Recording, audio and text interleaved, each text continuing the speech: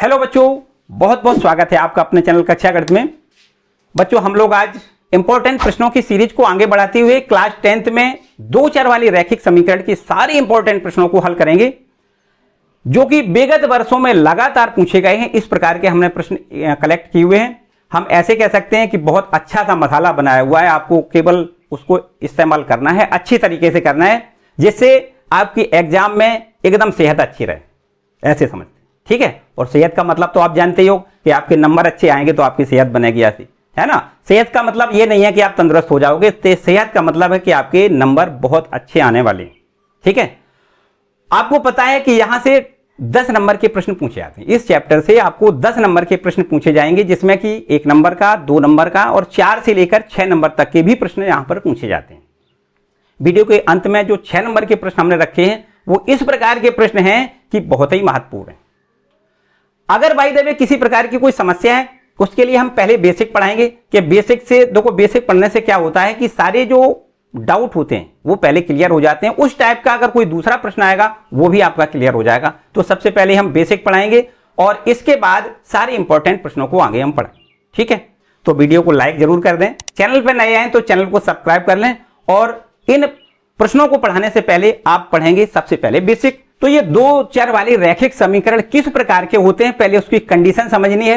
दो चर मानी हमें दो चर मिलेंगे और उस पर केवल रैखिक मतलब एक पावर होगी। ऐसे समीकरण को जिस पर दो चर हों और उस पर केवल और केवल चरों पर एक पावर होती है, ऐसे समीकरण को हम कहते हैं दो चर वाले रैखिक समीकरण। उनका रूप कुछ इस प्रकार से हो सकता है, जैसे ax plus by plus c बराबर 0। ये दो चर वाली रैखिक समीकरण का ये मानक रूप है। इसमें आपको a, b, c कोई भी वास्तविक संख्याएं हो सकती हैं, जबकि और साथ में एक बात याद रखनी है कि a का मान 0 नहीं होना चाहिए, b का मान 0 नहीं होना चाहिए, ये भी साथ में शर्त है। a, b व c ये क्या है, ये सब वास्तविक संख्याएं, वास्तविक संख्याएं, ये वास्तविक संख्याएं। और इसमें अगर a का मान 0 हो जाता है तो फिर दो चर नहीं रहेगा। कैसे, देखो यहां पर अगर हम a का मान यहां 0 लिख दें तो ये पूरा 0 हो जाएगा, फिर आपके पास केवल एक चर बचेगा भाई। या अगर हम b का मान 0 रख दें तो ये y वाला, ये वाला गुणांक पूरा 0 हो जाएगा। तो जब j 0 हो जाएगा तो केवल x चर बचेगा। हम कह सकते हैं कि यदि a बराबर 0 हो जाएगा तब भी एक चर बनेगा, और यदि b का मान 0 हो जाएगा तब भी आपका एक चर रह जाएगा, तब वो एक चर वाला रैखिक समीकरण कहलाएगा। तो दो चर वाले रैखिक समीकरण में निश्चित रूप से a और b कोई भी शून्य नहीं होना चाहिए। एक बात और आपको याद होनी चाहिए कि जो दो चर वाले रैखिक समीकरण होते हैं वो एक रेखा निरूपित करते हैं। क्या करते हैं, रेखा निरूपित करते हैं। हालांकि रेखा की चर्चा इन क्लास 11th में आपको मिलेगी, लेकिन आपको ये इतनी केवल याद रखना है कि ये वास्तव में एक रेखा का समीकरण होता है। अगर हम इस प्रकार के दो समीकरण लिख दें, जैसे a1x plus b1y plus c1 बराबर 0, और एक दूसरा समीकरण लिख दें a2x plus b2y plus c2 बराबर 0, तो ये दो चर वाले दो रैखिक समीकरण हैं। ये दो रेखाओं को निरूपित करेंगे। कितनी रेखाओं को निरूपित कर देंगे, दो रेखाओं को निरूपित करेंगे।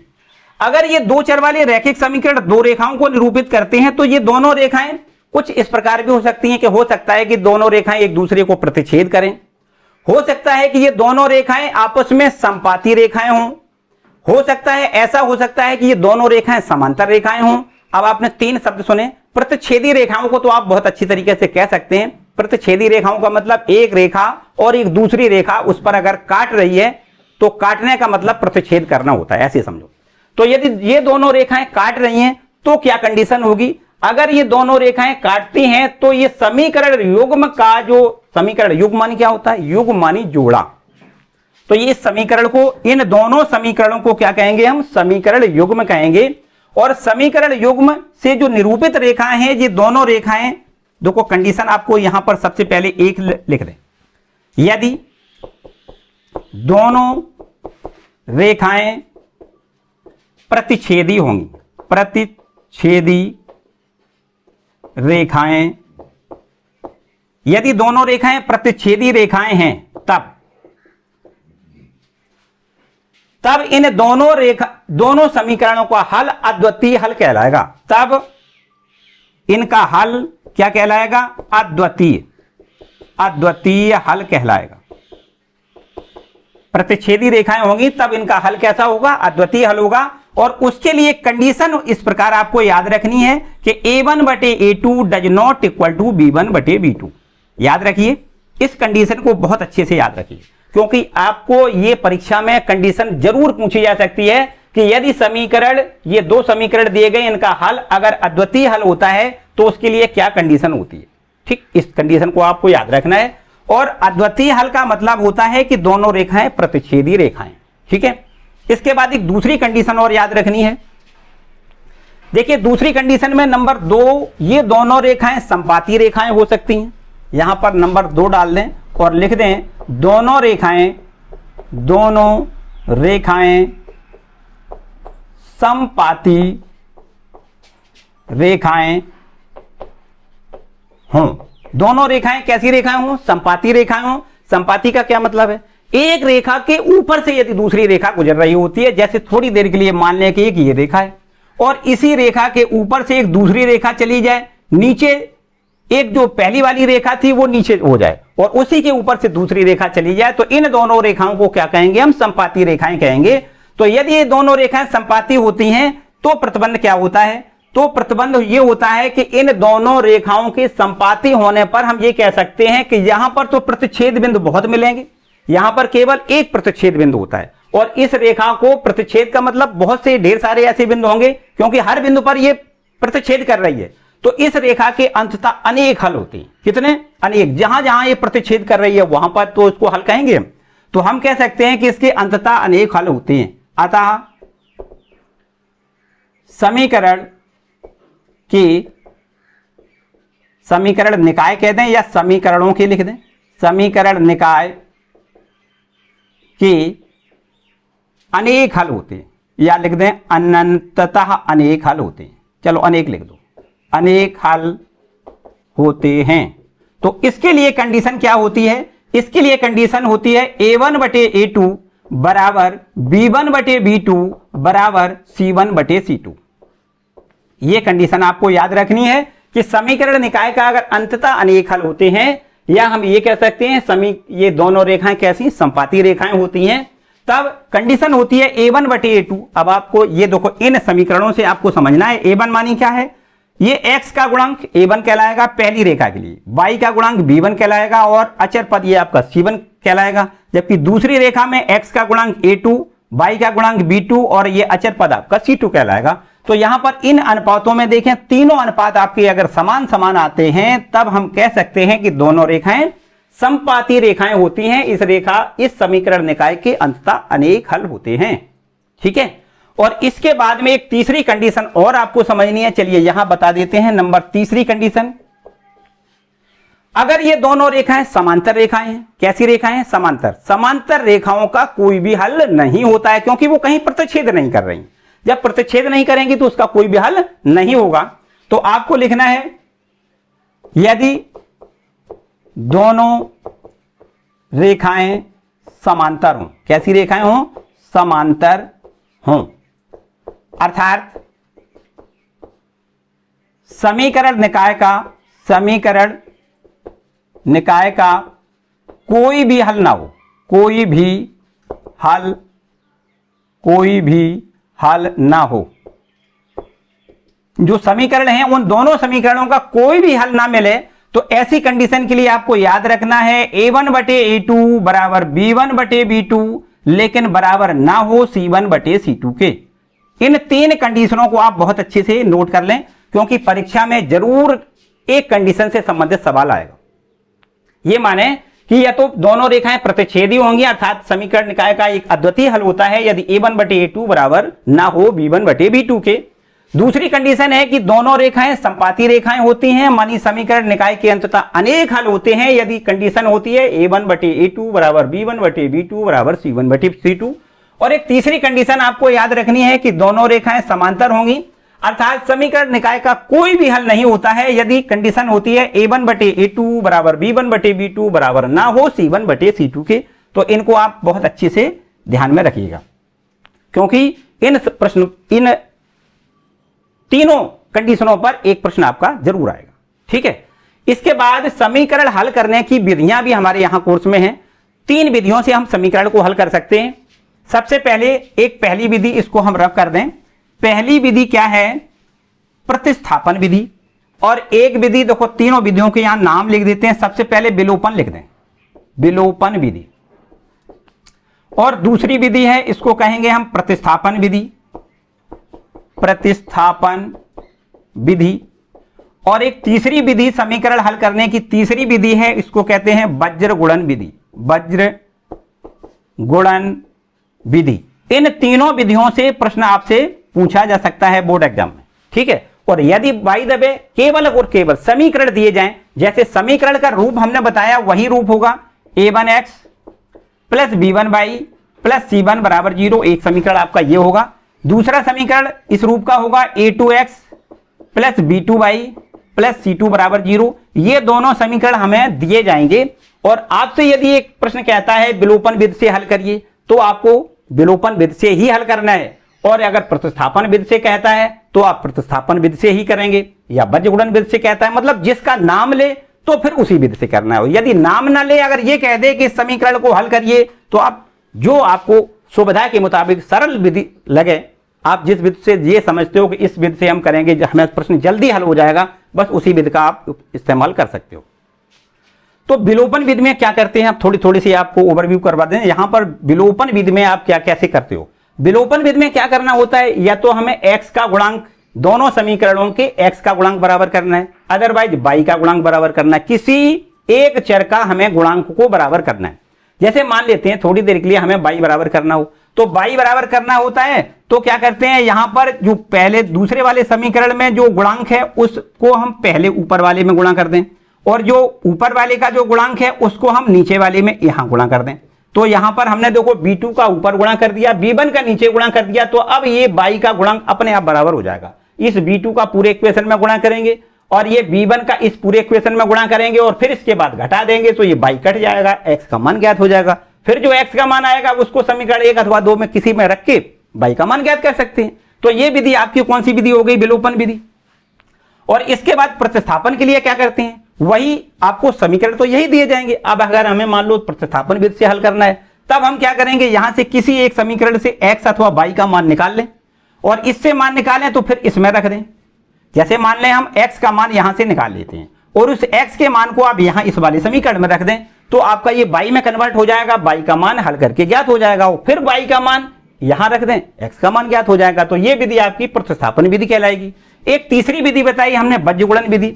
वो वज्र गुणन विधि क्या है, थोड़ा यहां देखो देख लेते हैं। a1x plus b1y plus c1 और बराबर में 0, ये आपका एक समीकरण है। जबकि दूसरा समीकरण है a2x प्लस में b2y प्लस c2 बराबर 0।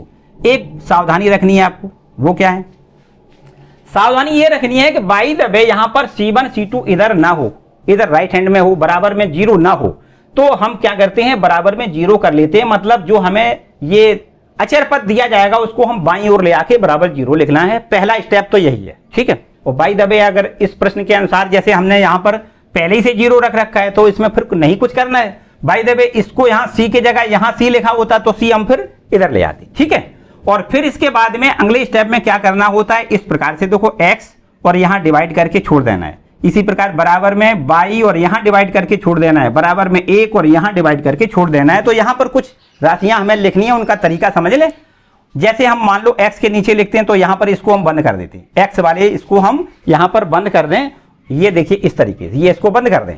अब इसका गुणा देखो, इसका विद चिन्ह का करना है, प्लस प्लस का गुणा प्लस हो जाएगा। b1 में c2 का गुणा कर दें, क्या करेंगे, b1 c2 का गुणा कर दें, b1 c2। फिर इसके बाद इसका इसमें गुणा करने के बाद बीच में माइनस का चिन्ह लगाएं, और फिर इसके बाद में इसका गुणा करेंगे तो यहां लिख देते हैं b2c1, b2c1। फिर इसके बाद y के नीचे लिखना है, तो हम यहां y को बंद कर लेते हैं, और फिर इसके बाद गुणांकों का गुणा करते हैं तो प्लस प्लस ये प्लस रहेगा, और c1 में a2 का गुणा करेंगे, c1 a2, और माइनस फिर लगाएंगे, और फिर इसके बाद इसका इसमें गुणा करेंगे तो ये हो जाएगा c2 a1। क्या लिखेंगे, c2 a1। और लास्ट में ये अचर पद, जब अचर पद के नीचे लिखोगे तो इस अचर पद को बंद करना है, और इसका गुणा इसमें करेंगे, मानी a1 b2 माइनस का निशान लगाएं, और फिर a2 b1। क्या करेंगे, a2 b1। और इसके बाद में जब इतना आप काम कर लेंगे तो फिर इसका और इस अनुपात को बराबर बराबर करके x का मान निकाल लेंगे और इस अनुपात को इसके बराबर करके y का मान निकाल लेंगे। ठीक है, तो जैसे हम x का मान निकालेंगे तो यहां से इसको हटाएं और भाग वाली संख्या का यहां पक्षांतर करके ऊपर पहुंच जाएगा और डिवाइड में ज्यों का त्यों। इसी प्रकार y का मान निकालेंगे तो यहां से इसको हम ऊपर पहुंचा दें और बटे में ज्यों का त्यों। ठीक है, तो ये तीनों विधियां आपको दिमाग में रखनी है क्योंकि यहां से परीक्षा में इन तीनों विधियों पर प्रश्न जरूर पूछे जाएंगे। ठीक है, तो ये सारी प्रोसेस जो हमने सॉर्ट आउट की शायद समझ में बहुत अच्छे से आई होगी।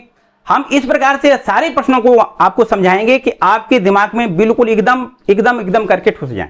ठीक है, पूरी कोशिश यही करेंगे। तो चलिए स्टार्ट करते हैं। आपके जो चुनिंदा प्रश्न हैं उनको स्टार्ट करते हैं।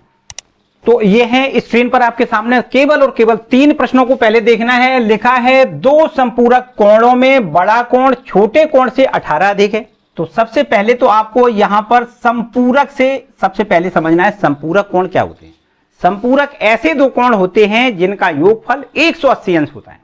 ऐसे दो कोण जिनका योगफल 180 अंश होता है संपूरक कोण कहलाते हैं। इनमें से एक कोण बड़ा है, एक कोण छोटा है। तो प्रश्न के अनुसार दिया गया है कि बड़ा कोण जो है वो छोटे वाले कोण से 18 अधिक है। यहां पर इसको हम इस प्रकार मान लेते हैं, माना छोटा कोण x है, माना छोटा कोण बराबर x मान लें, अल्फा मान लें। छोटा कोण अल्फा है तो निश्चित रूप से हम कह सकते हैं जो बड़ा कोण होगा वो छोटे वाले कोण से कितना है, 18 अधिक है।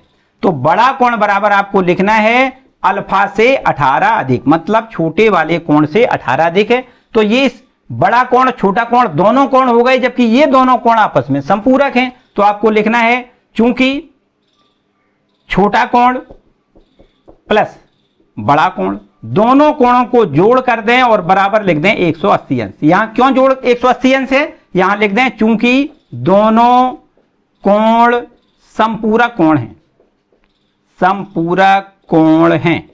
ठीक, इसलिए तो यहां पर देखो छोटा वाला कोण है अल्फा, बड़ा वाला कोण है अल्फा प्लस 18, दोनों का योग बराबर 180। तो यहां पर अल्फा और अल्फा जोड़ देते हैं, 2 अल्फा हो जाएगा और यहां 180 से यहां 18 कम कर दें तो ये 2 अल्फा बराबर कितना बचेगा, 162 बचेगा। और अल्फा बराबर अगर निकालेंगे यहां से अल्फा की वैल्यू तो 2 कम करें, 2 का भाग चला जाएगा कितने बार, 81 बार। ठीक, तो ये अल्फा मानी हमने क्या माना है, छोटा वाला कोण। अब हमसे प्रश्न में पूछा गया है आपको बड़ा कोण बताना है, तो क्या करना है, यहां इसी कोण में 18 जोड़ देना, मतलब छोटा कोण से 18 अधिक है बड़ा कोण। आपको यहां लिखना है बड़ा कोण बराबर कितना लिखना है, 81 प्लस 18 कितना हो जाएगा, 8 1 9 और 9 ये भी 9। ठीक, तो बड़ा कोण बराबर 99 हो जाएगा। ठीक, समझ में आ गया, क्लियर। इसी के बाद आपको देखो प्रश्न संख्या दूसरा, ये मौखिक है, बिल्कुल एकदम मौखिक। प्रश्न में कहा गया है कि एक भिन्न है कोई 3/5, यहां लिख देते हैं। देखो भिन्न दी गई, भिन्न कितनी है, ये भिन्न दी गई है 3/5 और इस भिन्न को हमें क्या करना है, भिन्न का मान 1 प्राप्त करने के लिए इसके अंश में क्या जोड़ना होगा। मतलब ये जो अंश में लिखा है इसमें क्या जोड़ दें, अंश में यदि हम निश्चित रूप से कह सकते हैं 3 जोड़ दें तो ये 5 बन जाएगा और 5/5 बराबर भिन्न का मान 1 हो जाएगा। सीधा सीधा काम है। तो आपको क्या लिखना है, अंश में अर्थात 3 में 2 जोड़ने पर 5 प्राप्त होगा, 5 प्राप्त होगा, तब भिन्न बराबर आपकी कितनी हो जाएगी, भिन्न बराबर हो जाएगी 5/5 बराबर भिन्न का मान कितना हो जाएगा, 1।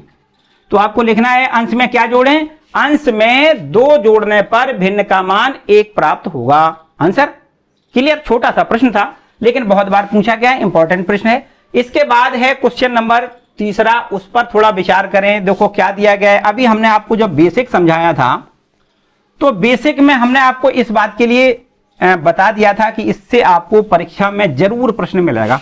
क्या है, ये आपके पास 2 रेखाएं, 2 समीकरण दिए जाते थे a1x, हमने आपको ये 2 समीकरण बताए थे, a1x plus b1y plus c1 बराबर 0। एक दूसरा समीकरण a2x plus b2y plus c2 बराबर 0। और यहां पर हमने बताया था कि यदि a1/a2 बराबर b1/b2 बराबर c1/c2, अगर तीनों अनुपात आपस में बराबर बराबर आ जाएं तो हम कह सकते हैं कि ये दोनों रेखाएं कैसी होंगी, समांतर रेखाएं होंगी। और जब दोनों रेखाएं समांतर होती हैं तो उस स्थिति में समीकरण का हल असंगत कहा जाएगा। ये दोनों समीकरण कैसे कहे जाएंगे, असंगत समीकरण युग्म कहे जाते हैं। तो यहां पर हम सबसे पहले a1/a2 की बात करें आपसे, तो a1/a2 कितना होगा। देखिए यहां पहला समीकरण का जो x का गुणांक है वो a1 कहलाएगा, और यहां पर दूसरे समीकरण का जो x का गुणांक है वो a2 कहलाएगा। तो हम यहां a1/a2 की बात करें तो लिख सकते हैं 4/3 और बटे में कितना 2। ठीक, तो इस प्रकार हम इसको कह सकते हैं 4/2 का 3 में मल्टीपल, क्योंकि यहां से 1 में आएगा तो ये 4 का 1 में गुणा और 2 का 3 में गुणा, मतलब 2 गुणे में 3 यहां ऐसे लिखना है। और यहां 2 से इसको अगर हम डिवाइड कर दें तो यहां 2/3 लिख सकते हैं, मानी a1/a2 की वैल्यू हमें मिलेगी 2/3। अब b1/b2 यहां देखिए b1 की वैल्यू यहां कितनी है 2, और ये b2 की वैल्यू कितनी है, ये है 3। यहां लिख देते हैं b1/b2, b1/b2 बराबर देखो कितना है, ये है 2 और यहां पर ये है 3। देखो ये a1/a2 का भी मान 2/3 है, b1/b2 का मान भी 2/3 है। अब देखते हैं c1/c2, तो ये c1 की वैल्यू यहां देखिए, c1 की वैल्यू यहां कितनी है 8, c1/c2 बराबर यहां लिख दें। तो यहां अगर हम इधर ले आएंगे तो माइनस का 8 हो जाएगा, यहां लिख देते हैं -8। और इसी प्रकार ये 12 इधर ले आएंगे तो माइनस का 12 हो जाएगा, ये माइनस का 12 लिख देते हैं। माइनस माइनस कैंसिल करें, 4 दूनी 8, 4 तिया 12। अब आप देखिए तीनों अनुपात समान है। देखो a1/a2 ये भी आपका 2/3 है, b1/b2 ये भी आपका 2/3 है, b1/b2 इसके बराबर है, और इसी के बराबर c1/c2 है। तो अगर ऐसी स्थिति होती है तो दोनों रेखाएं कैसी होती हैं, समांतर होती हैं। ऐसी स्थिति में समीकरण निकाय का कोई भी हल नहीं होता है, मतलब ये कहीं भी प्रतिच्छेद नहीं करेंगी, समांतर रेखाएं होंगी। तब हम कह सकते हैं कि समीकरण युग्म असंगत होते हैं। क्या लिखना है आपको, असंगत। देखो यहां पर हमें दो चीजें पूछी गई थी कि ये समीकरण जो हमें दिए गए दोनों समीकरण हैं, ये दोनों समीकरण के युग्म संगत हैं या असंगत हैं। तो आपको असंगत लिखना है, क्यों, क्योंकि यहां पर समीकरण निकाय का कोई भी हल नहीं होगा, दोनों रेखाएं समांतर होंगी। तो हम कह सकते हैं कि युग्म आपके कैसे हैं, असंगत। ठीक, क्लियर। तो अब देखते हैं आगे। अब देखिए क्वेश्चन नंबर 4 और 5 स्क्रीन पर है, बहुत ही महत्वपूर्ण प्रश्न है। लिखा है पी के किन मानों के लिए समीकरण युग्म का एक अद्वितीय हल है। समीकरण हमें ये दिए गए हैं, प्रश्न में हमें ऐसा दिया गया है कि पी का मान ज्ञात करिए। अपने शब्दों में प्रश्न को पहले पढ़े हैं। लिखा है पी का मान ज्ञात करिए जबकि इन दोनों समीकरणों का एक अद्वितीय हल है, ऐसा प्रश्न में दिया गया है। तो देखो हमें प्रश्न संख्या 4 को पहले देखना है। इसमें लिखा है जो समीकरण दिए गए हैं वो है 4x प्लस में लिखा है py प्लस में 8 बराबर में 0। एक समीकरण आपको ये दिया गया है, और एक दूसरा समीकरण है वो है 2x प्लस में 2y प्लस 1 बराबर में 0। ये है आपका समीकरण नंबर दूसरा। इसमें हमें समीकरण युग्म का एक अद्वितीय हल है ऐसा प्रश्न में दिया गया है। तो इसके लिए सबसे पहले हम क्या करते हैं, a1/a2 का मान निकालें। तो यहां से a1/a2 का मान आ जाएगा कितना, 4/2 और 4/2 बराबर हमें 2 मिल जाएगा। जबकि b1/b2 का मान अगर निकालें, b1/b2 ये हो जाएगा b1 मानी y का गुणांक, और b2 मानी समीकरण 2 से जो y का गुणांक है वो b2 हो जाएगा। तो इसको आपको लिखना है p बटे में कितना 2। ठीक, अब चूंकि ऐसा लिखा हुआ है, चूंकि समीकरण निकाय का एक अद्वितीय हल है, एक अद्वितीय हल है, अतः अद्वितीय हल होने का प्रतिबंध हमने आपको अभी बताया, a1/a2 बराबर नहीं होना चाहिए b1/b2 के। तो a1/a2 की वैल्यू यहां 2 दी गई है, बराबर नहीं होने चाहिए b1/b2 मानी p/2 के बराबर नहीं होनी चाहिए। तो यहां से अगर हम क्रॉस मल्टीपल कर दें तो p does not equal to कितना, 2 का 2 में गुणा 2 दूनी 4, मतलब p का मान कितना नहीं होना चाहिए, p का मान 4 नहीं होना चाहिए। 4 के अतिरिक्त कुछ भी मान होगा तो समीकरण युग्म का एक अद्वितीय हल अवश्य होगा। आपको बस इसी का आंसर इस प्रकार लिखना है, p बराबर 4 के अतिरिक्त, p बराबर 4 के अतिरिक्त p के सभी मानों के लिए, p के सभी मानों के लिए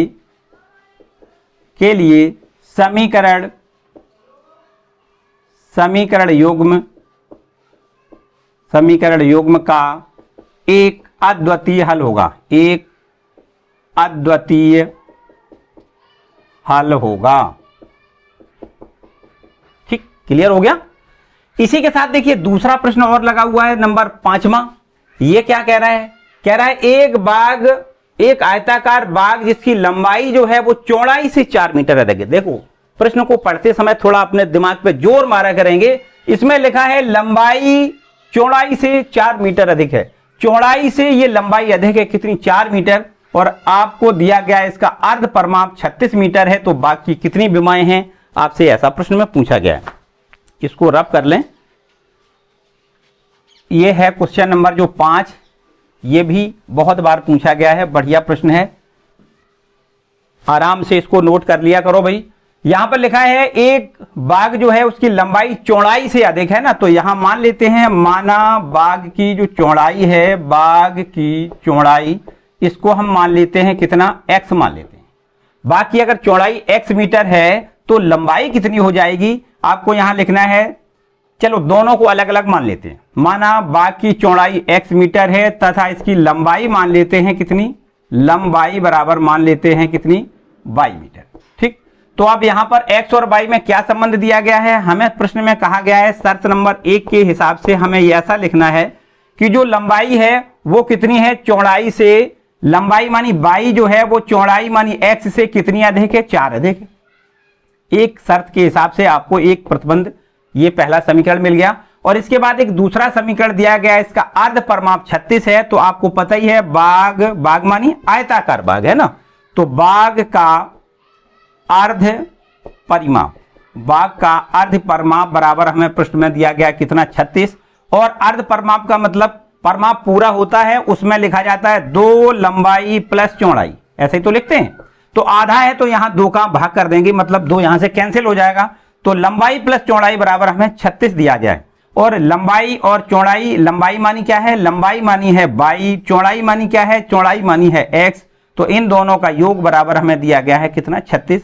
इस पर हम डाल लेते हैं इक्वेशन नंबर 2। बस इन दोनों को हल करें किसी भी विधि से, विलोपन विधि से, प्रतिस्थापन विधि से, जो भी आपको सिंपल लगे। देखो यहां से y का मान प्रतिस्थापित कर दें यहां पे, तो बिल्कुल आसान हो जाएगा। आपको लिखना है समीकरण 1 से y का मान समीकरण 2 में लिखने पर, 2 में रखने पर, इसमें रखेंगे। देखो y का मान x प्लस 4, समीकरण 1 से y का मान कितना है? x प्लस 4, यहां रख दें, प्लस x आपका ज्यों का त्यों रहेगा और बराबर में यहां लिख देते हैं 36। जब x और x जुड़ जाएगा ये हो जाएगा 2x बराबर में 4, अगर उधर जाएगा माइनस में हो जाएगा तो आपको लिखना है कितना? 32। और x की वैल्यू कितनी हो जाएगी? 2 का भाग चला जाएगा तो ये x बराबर कितना हो जाएगा? 16। x का मान 16 अगर यहां रख दिया जाए तो y का मान कितना हो जाएगा? देखो x का मान समीकरण 1 में रख दें तो x का मान जब 1 नंबर में हो जाएगा, लिख जाएगा, तो y का मान ये कितना हो जाएगा? y बराबर x का मान 16 लिख दें, प्लस में 4 लिख दें, 16 और 4 20, मतलब इसकी लंबाई जो है वो कितनी है? 20 मीटर। और जो इसकी चौड़ाई है वो आपकी कितनी है? 16 मीटर। यहां लिख दें लंबाई बराबर 20 मीटर। लंबाई को क्या माना था हमने? y, तो y बराबर कितना है? 20, मानी लंबाई बराबर 20 है और चौड़ाई बराबर आपको लिखना है 16 मीटर। ठीक, क्लियर हो गया? देखिए बहुत आराम से पढ़ेंगे, बहुत इंपॉर्टेंट प्रश्न है, बहुत तवज्जो देना है प्रश्नों पे। अगला प्रश्न देखते हैं। अब देखिए आगे 2 सवाल और आपके पास हैं। लिखा है समीकरण 0.2x प्लस 0.3y बराबर में 1.3 और एक दूसरा इक्वेशन दिया है 0.4x plus 0.5y equal to में है 2.3। यहां पर 2 इक्वेशन दिए गए हैं। दोनों समीकरणों को हल करने के लिए आपको विधि बताई गई है, प्रतिस्थापन विधि से इसको हल करना है। ठीक है, तो प्रतिस्थापन विधि से हल करने का आपको प्रोसेस पता है। क्या करते हैं? एक समीकरण से किसी एक चर राशि का मान निकाल करके हम दूसरे वाले समीकरण से में प्रतिस्थापित कर दें, या दूसरे से निकाल के पहले वाले में प्रतिस्थापित कर दें। बस ये प्रोसेस आपको करनी है। तो ये है आपके पास क्वेश्चन नंबर 6वां। इसमें जो इक्वेशन लिखे हैं वो है 0.2x प्लस में 0.3y इक्वल टू 1.3। एक इक्वेशन आपको ये दिया गया है और दूसरा जो है वो है 0.4x प्लस में 0.5y और बराबर में 2.3। ये आपको इक्वेशन नंबर सेकंड दिया गया है। आपको क्या करना है, यहां से अथवा यहां से कहीं से एक जगह से आपको एक समीकरण से x का अथवा y का मान निकालना है और दूसरे वाले समीकरण में रख देना है। एक काम और कर सकते हो, इसमें यहां पर कुछ गलती ना हो आपसे, ये आपके जो दशमलव के पॉइंट हैं, अगर ये आपको खत्म करना है, मानी दशमलव खत्म करना है, तो आपको सबसे पहले यहां पर 10 का ऊपर गुणा कर दें, 10 का नीचे गुणा कर दें, मतलब समीकरण नंबर 1 में भी 10 का गुणा करना है और 2 में भी 10 का गुणा कर दें। और गुणा करने का कोई और उद्देश्य नहीं, ये दशमलव खत्म करना उद्देश्य है। तो यहां पर हमारा दशमलव खत्म हो जाए तो यहां पर गलती होने के सारे चांस खत्म हो जाएंगे। यहां पर ये इक्वेशन हो जाएगा पहला वाला 2x प्लस में हो जाएगा 3y और बराबर में ये 13 बन जाएगा, ठीक है। और 10 का गुणा करेंगे, यहां 4x हो जाएगा, यहां लिख दें 5y और यहां 10 का गुणा करेंगे तो ये आपका 23 बन जाएगा।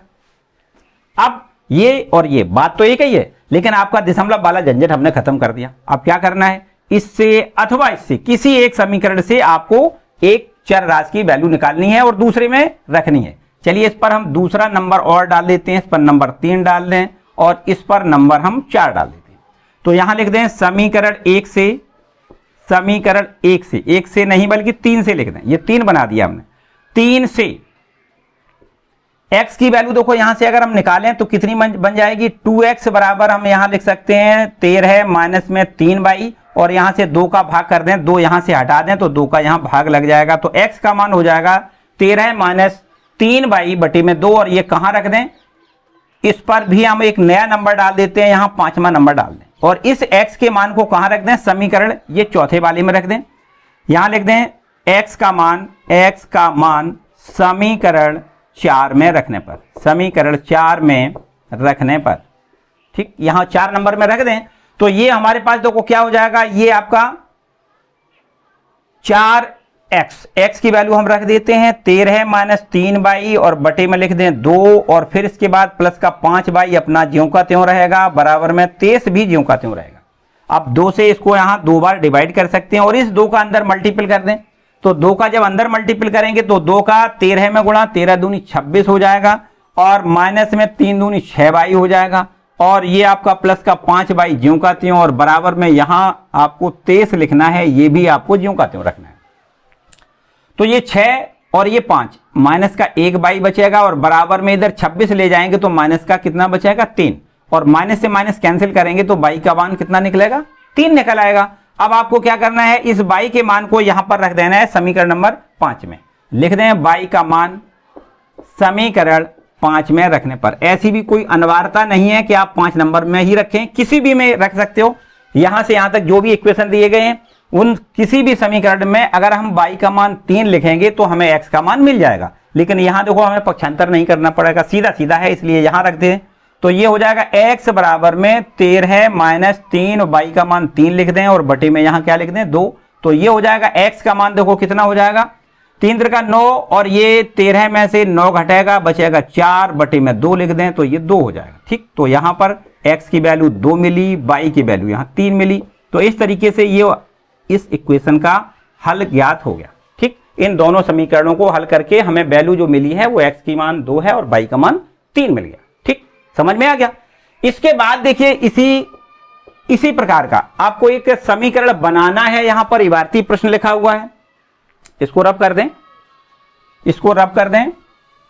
आप बहुत ध्यान से मेरे साथ बने रहिए, बहुत अच्छी तरीके से आपको आगे और भी प्रश्न हैं, बहुत इंपॉर्टेंट प्रश्न हैं, बस आपको केवल और केवल इनको कंप्लीट करना है, बाकी और बहुत ज्यादा कुछ नहीं करना है आपको। 7वां प्रश्न क्या है, किसी भिन्न के अंश व हर में 2 जोड़ दिया जाए तो वह 9/11 हो जाती है, यदि अंश व हर दोनों में 3 जोड़ दिया जाए तो वह 5/6 हो जाती है। ऐसी हमें भिन्न ज्ञात करनी है। तो यहां मान लेते हैं, माना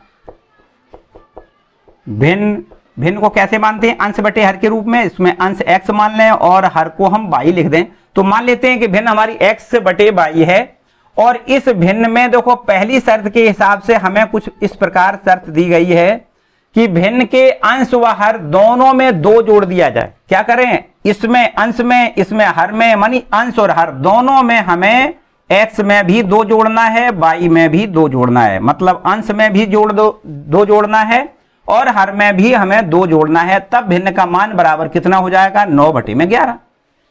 ठीक, और इसको हम क्रॉस मल्टीपल करेंगे तो ये इस प्रकार बन जाएगा, देखो 11x प्लस 11 दूनी 22 और यहां पर बराबर का निशान लगाएं, इधर देखो 9 का 9y प्लस 9 दूनी 18 और इस प्रकार से एक इक्वेशन बनेगा 11x माइनस में 9y और बराबर में लिख दें, ये देखो या इधर ले आए तो यहां पर बचेगा प्लस का 4 और बराबर लिख दें 0। 22 में से 18 घटेगा, प्लस का 4 बचेगा।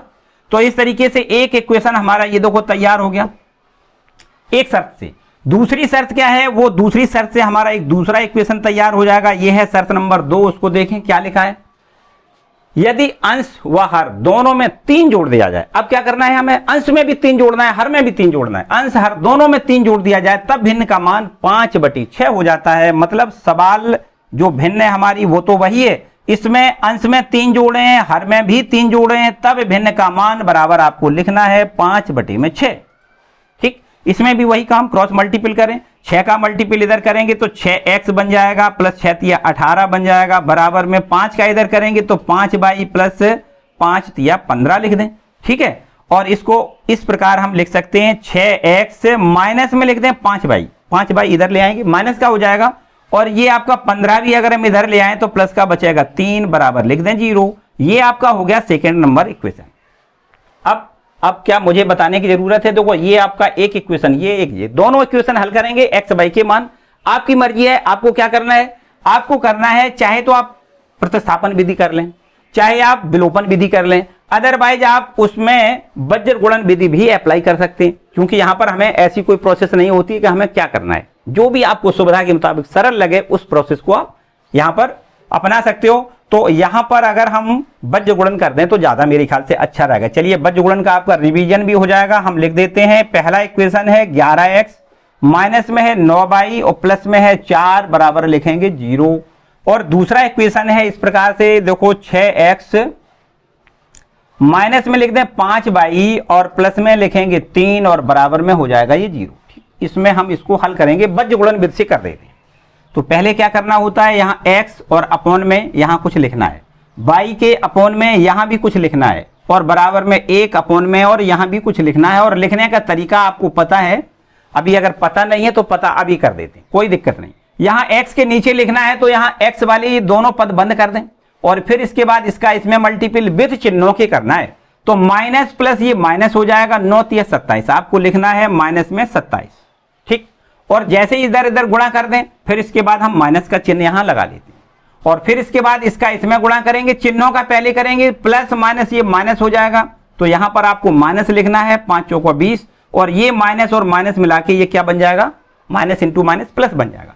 अब हमें y के नीचे लिखना है तो अब यहाँ y को बंद कर दें और जब y को बंद करेंगे तो सबसे पहले इसका इसमें मल्टीपल करेंगे 4 का 6 में और ये प्लस है ये भी प्लस है तो निश्चित रूप से प्लस बनेगा, 6 चौको 24 लिख दें और फिर गुणा करने के बाद यहाँ माइनस का चिन्ह लगाते हैं और इसी प्रकार बिल्कुल देखो प्लस प्लस का गुणा प्लस बन जाएगा, 11 तिया 33 लिख दें तो यहाँ पर हमें 33 लिख देना है। अब हमें अचर पद के नीचे लिखना है तो ये अचर पद बंद करना है तो 11 पंचे 55 माइनस का 55 हो जाएगा, कितना, माइनस का 55 लिखेंगे, फिर माइनस का चिन्ह लगाएं और ये माइनस ये प्लस क्या हो जाएगा माइनस और ये माइनस यहां पर रखोगे तो माइनस माइनस प्लस हो जाएगा, 9 छक्का 54 लिख दें, कितना लिखेंगे 54। तो ये आंसर में समझो आ ही गया। क्या करना है, x अपॉन में माइनस का लिखेंगे 7 और बराबर में y अपॉन में यहां आपको देखो 24 है, यहाँ 33 घटाएंगे तो माइनस का बचेगा कितना, 13 में से 4 घटाएंगे तो 9 4 13 9 बचेगा, बस 9 बचेगा और बराबर में यहां देखिए कितना बचेगा, 1 बटे में माइनस का 1। ठीक, माइनस का 55 है, 54 घटेगा माइनस का 1। अब बस पहला अनुपात और लास्ट वाला अनुपात लें तो यहां से x बटे में -7 बराबर लिख दें 1 बटे -1, माइनस माइनस कैंसिल करेंगे और x की वैल्यू यहां से हमें 7 मिल जाएगी। ठीक, और इसी प्रकार बिल्कुल अगर इन दोनों पदों को लें, कौन से पद हैं ये, y बटे में माइनस का 9 बराबर में 1 बटे में -1, माइनस से माइनस कैंसिल कर दें तो y इक्वल टू कितना हो जाएगा 9। ये आपका x और y दोनों के मान मिल गए। अब हमें भिन्न बनानी होती है तो भिन्न हमें क्या हमने मानी है, भिन्न मानी है हमने x बटे में y और x की वैल्यू हमें लिखनी है कितनी 7 और बाई की वैल्यू लिखनी है 9, तो ये भिन्न हमारी हो जाएगी 7/9।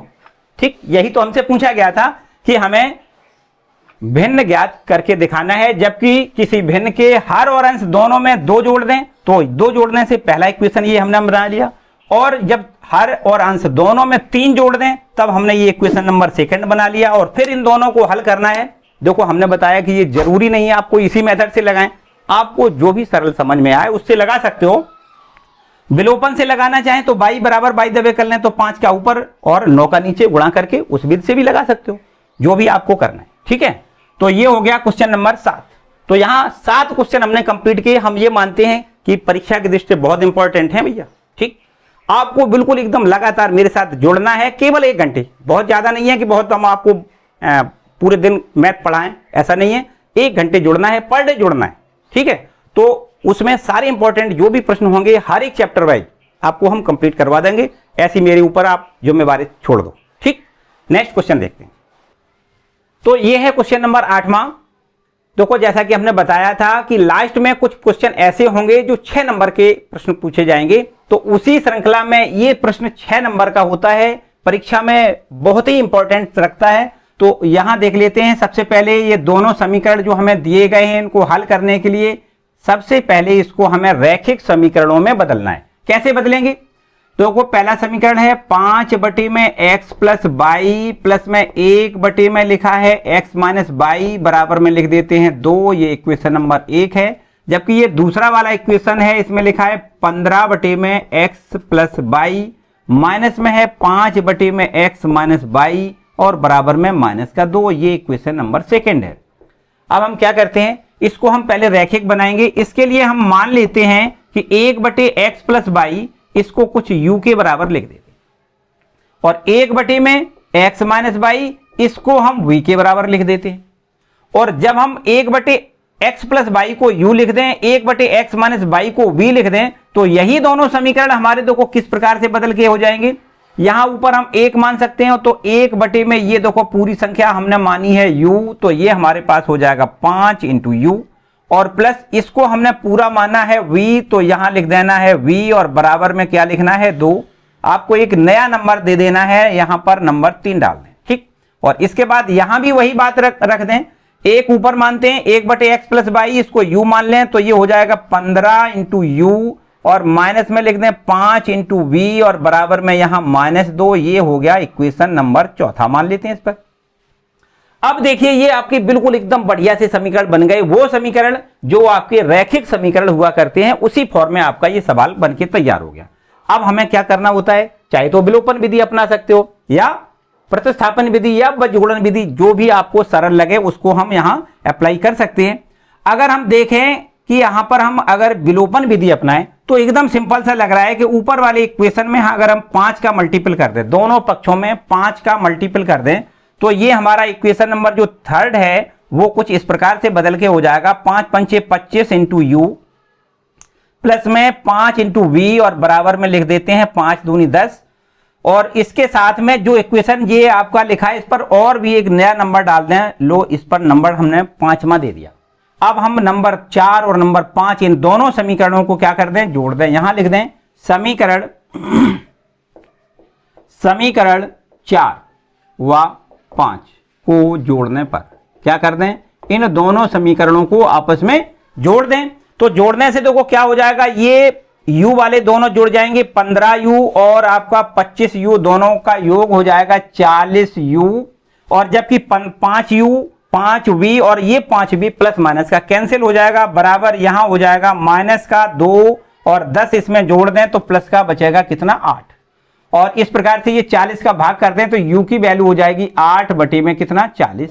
और यहां इसको हम एक बार 8 एकम 8 और 8 पंचे 40। ठीक, तो u को हमने माना क्या था, u को हमने माना था देखिए 1/x प्लस बाई, तो u बराबर लिख देते हैं 1/x प्लस बाई बराबर में यहां लिख दें 1/5 और यहां पर अगर हम क्रॉस मल्टीपल कर दें तो ये हो जाएगा x प्लस बाई बराबर में 5। ठीक है, ये आपका एक बढ़िया सुंदर सा समीकरण बनके तैयार हो गया। इसका भी कुछ एक नया नंबर डाल देते हैं 6वां। ठीक, अब जो हमने u की वैल्यू 1/5 निकाली है, ये u की वैल्यू आपको इन समीकरणों में से किसी में रखनी है। मान लो हम 3 में रख देते हैं, लिख दें u बराबर 1/5 समीकरण 3 में रखने पर, यहाँ कहां लिख दें 3 में रखने पर, यहां 3 में रख दें तो ये हमारे पास देखो क्या बन जाएगा, 5 अपना ज्यों का त्यों, u का मान लिख देते हैं 1/5 प्लस v आपका ज्यों का त्यों और बराबर में यहां लिख देते हैं 2।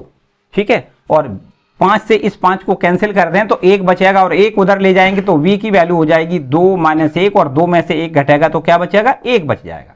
ठीक है, अब हम यहां पर v की वैल्यू लिख देते हैं। v बराबर हमने मान रखा है 1/x - y, तो v की वैल्यू लिख दें 1/x - y बराबर लिख दें 1/1, बस क्रॉस मल्टीपल करेंगे, यहां से x - y की वैल्यू हमें कितनी मिल जाएगी, 1।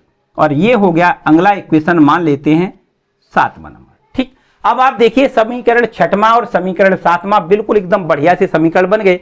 अब तो आप मौखिक भी इनको हल कर सकते हो। कैसे, क्या करोगे, यहां लिख दें समीकरण 6 व 7 को जोड़ने पर, अगर यहां दोनों समीकरणों को जोड़ दें तो ये y प्लस का है, ये माइनस का y, ये कैंसिल हो जाएगा, x और x जुड़ जाएगा, ये हो जाएगा 2x और बराबर में यहां हो जाएगा देखो कितना 5 और 1 6, जबकि x की वैल्यू यहीं से हमें कितनी मिल जाएगी, x की वैल्यू 3 मिल जाएगी। ठीक, ये हो गया x का 3 मान मिल गया।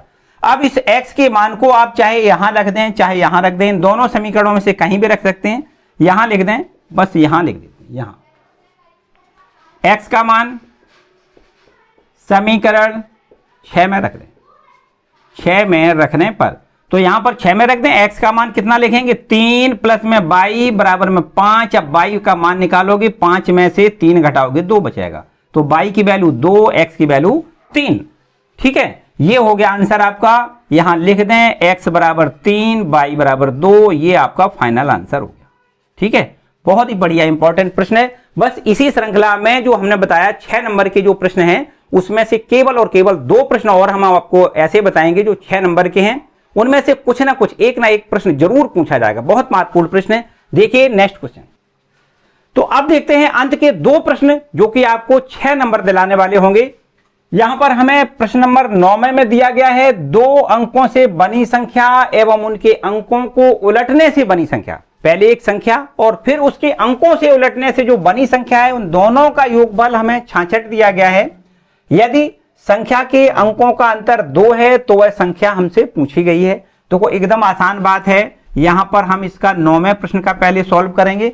यहां लिखा है 2 अंकों की संख्या है, तो जो 2 अंकों की संख्या होती है उसमें एक इकाई का स्थान होता है और एक दहाई का स्थान होता है, मतलब अंक 2 होते हैं, इकाई का अंक और दहाई का अंक।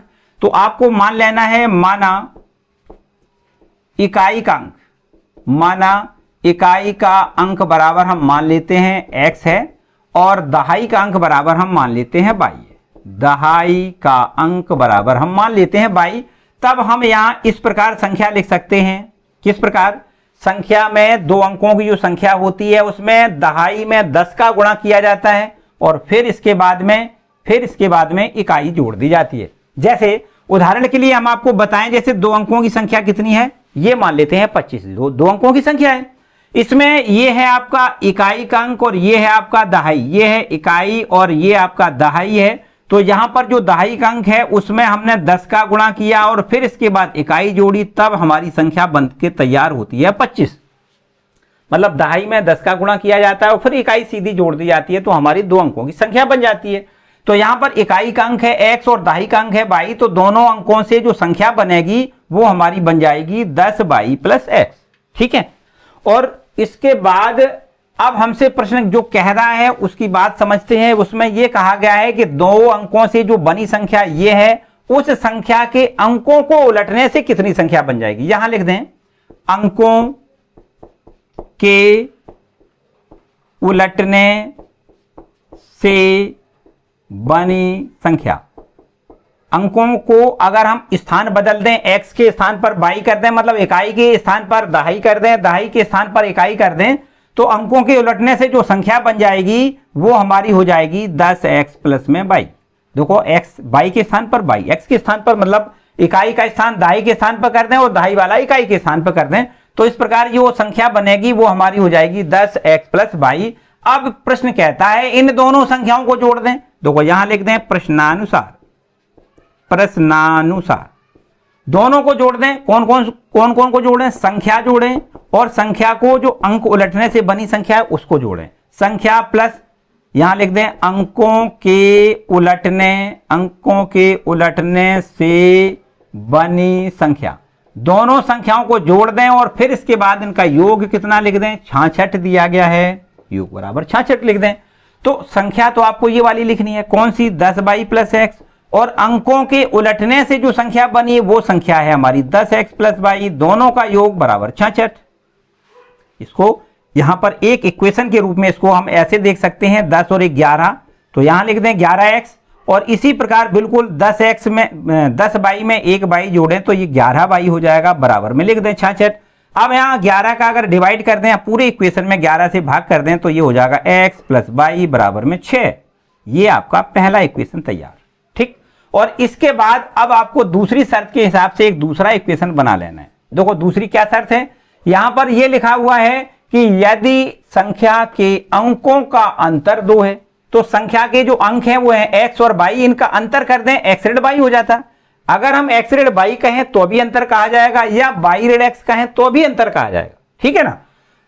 यहां लिख दें, क्योंकि यहां पर ये तो पता नहीं है कि इन अंकों में से कौन सा बड़ा अंक है। अंतर का मतलब होता है बड़ा अंक जो बड़ी संख्या होती है उसमें से छोटी घटाई जाती है तब अंतर हमें प्राप्त होता है। तो यहां हमें पता नहीं है कि इकाई वाला अंक बड़ा है या दहाई वाला बड़ा है, तो कोई बात नहीं, यहां लिख देते हैं दूसरी शर्त। क्या लिख दें?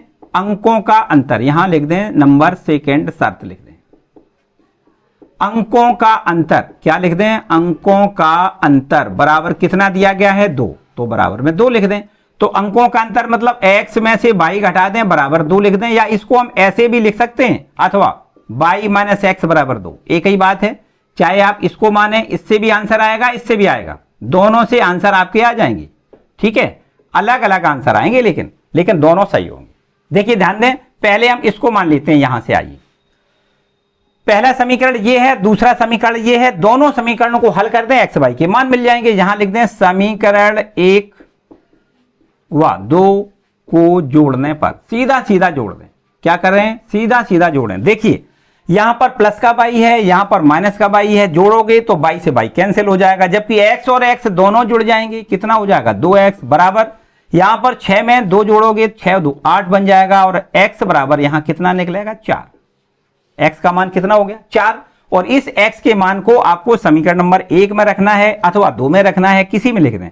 यहां लिख दें x का मान समीकरण 1 में रखने पर, तो यहां रख देते हैं 1 में। x का मान लिख देते हैं 4, प्लस में लिख दें y बराबर लिख दें 6, तो यहां से y की वैल्यू हमें कितनी मिल जाएगी? 2 मिल जाएगी। तो अब बताओ संख्या बराबर कितनी हो जाएगी?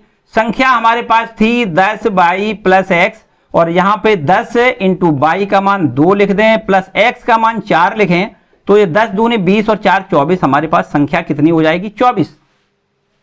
अब अगर हमें इस इक्वेशन को देख के हल कर रहे हैं, मतलब अगर अंतर हम y में से x घटा के अंतर 2 लिखें तो ये संख्या हमारी उलट के हो जाएगी, 4 इधर आ जाएगा, 2 इधर हो जाएगा, मतलब 42 संख्या बन जाएगी। दोनों उत्तर आपके सही हैं, चाहे आप 42 लिखें या 24 लिखें, एक ही बात है, दोनों आंसर आपके सही हैं, क्योंकि ये ही दोनों आंसर आपके शर्त को, प्रश्न में जो शर्त दी गई है उनके अनुसार हम बिल्कुल एकदम इसको हम जांच कर सकते हैं। देखो जांच करके दिखाएं।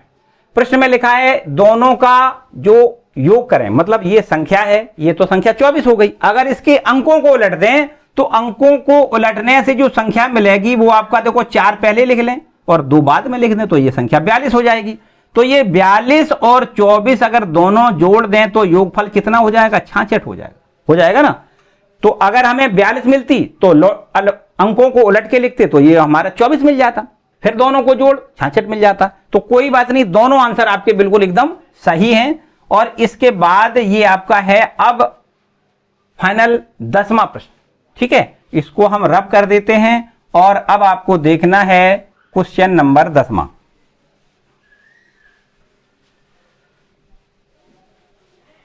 देखिए क्वेश्चन नंबर 10वां क्या कह रहा है।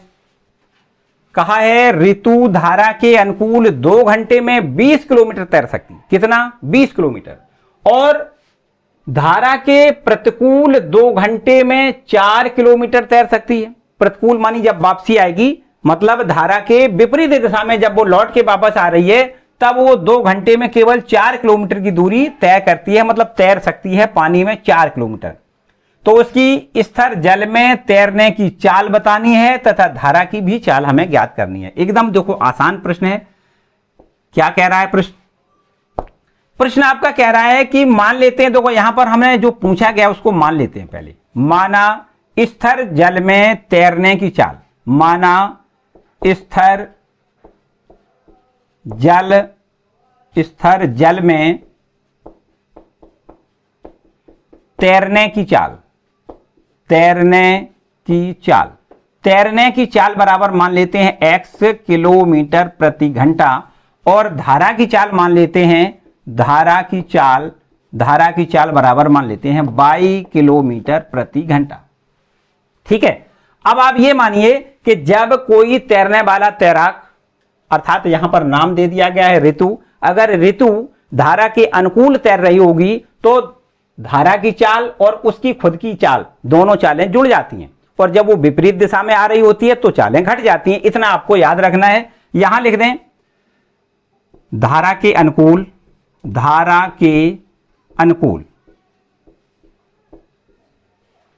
ऋतु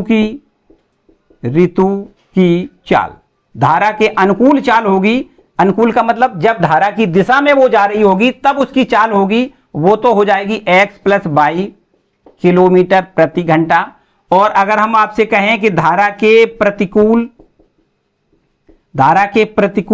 ऋतु की चाल, तब हम इसको इस प्रकार लिखेंगे x - 22 किलोमीटर प्रति घंटा। ठीक। अब क्या करना है, देखिए अनुकूल चाल बराबर, यहां लिख दें अनुकूल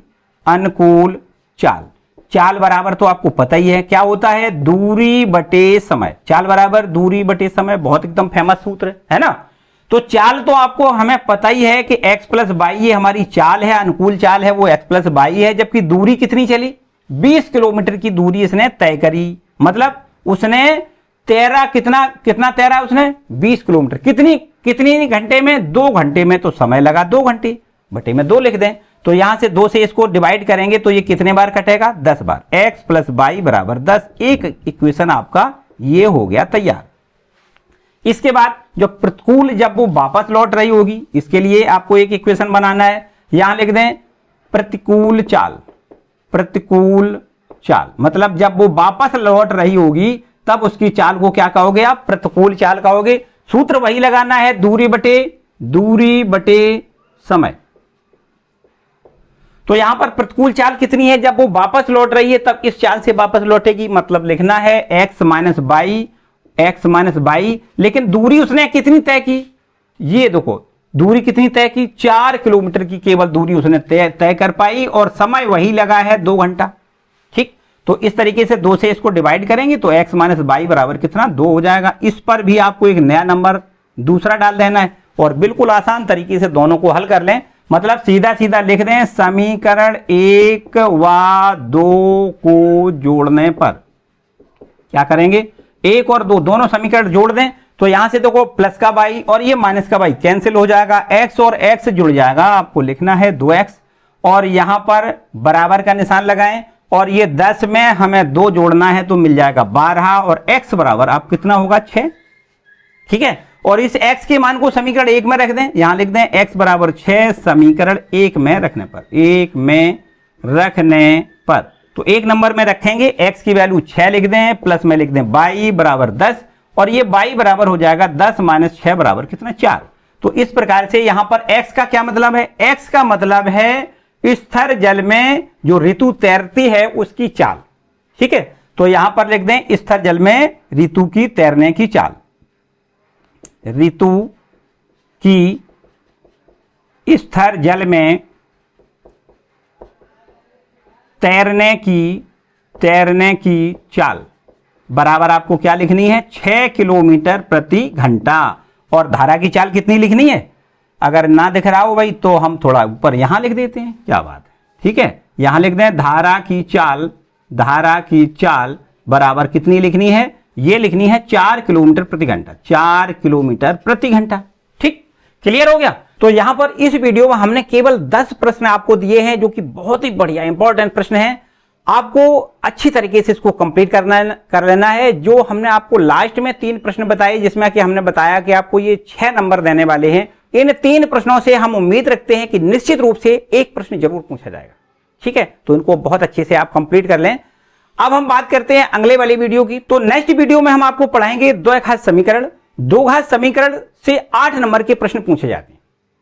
8 नंबर अगर आपको लेना है तो निश्चित रूप से हमसे आप जुड़े रहें। नेक्स्ट वीडियो का एक दिन के लिए आपको इंतजार करना होगा और वहां पर हम आपको वो सारे प्रश्न देंगे जो आपको 8 नंबर करवा देंगे, कंप्लीट करवा देंगे। ठीक है, तो आज का वीडियो फिलहाल इतना ही। तो आज का वीडियो आपको कैसा लगा मुझे कमेंट करके जरूर बताएं, और वीडियो पसंद आया तो इसको लाइक जरूर कर दें, अपने दोस्तों के साथ इसको शेयर कर दें, और चैनल पर नए आए तो चैनल को सब्सक्राइब कर लें। Thank you.